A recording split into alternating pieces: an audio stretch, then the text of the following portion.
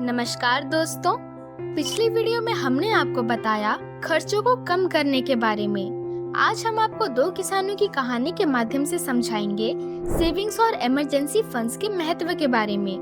एक गांव में दो किसान रहते थे, राम और श्याम। राम हंसारिया फूड के अनुसार खेती करता था और श्याम अपनी पारंपरिक विधियों पर भरोसा करता था। राम ने हंसारिया फूड से सीखा कि कैसे सस्ते तरीकों से फसल उगानी है और कीड़ों से कैसे बचना है।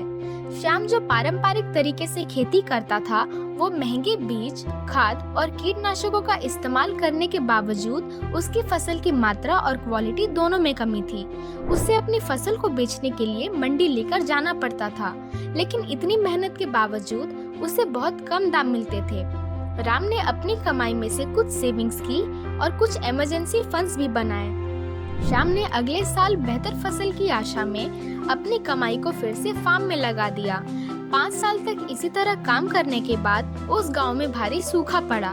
राम ने अपनी सेविंग से फसल को बचाने के लिए कुछ कदम उठाए, जैसे कुएं और बोरहोल्स खुदवाना, ड्रिप इरिगेशन सिस्टम लगवाना, ताकि सीधे फसल की जड़ों तक पानी पहुंच सके।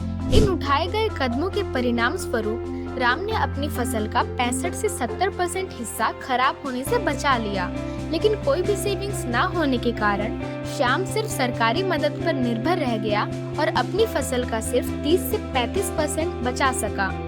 बची हुई फसल बेचने के बाद राम ने अपने पहले से बचाए गए इमरजेंसी फंड्स का इस्तेमाल अगली फसल के लिए किया, जबकि श्याम अगली फसल के लिए कर्ज लेने की हालत में आ गया।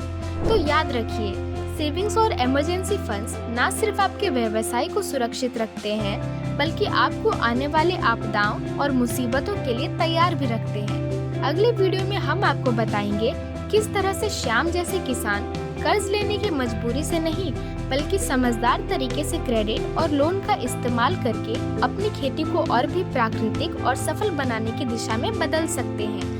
इसका ये मतलब नहीं है कि किसान कभी लोन नहीं लेते, लेकिन उन्हें ये समझना होगा कि लोन को समझदार तरीके से और अपने फायदे के लिए इस्तेमाल कैसे करना है।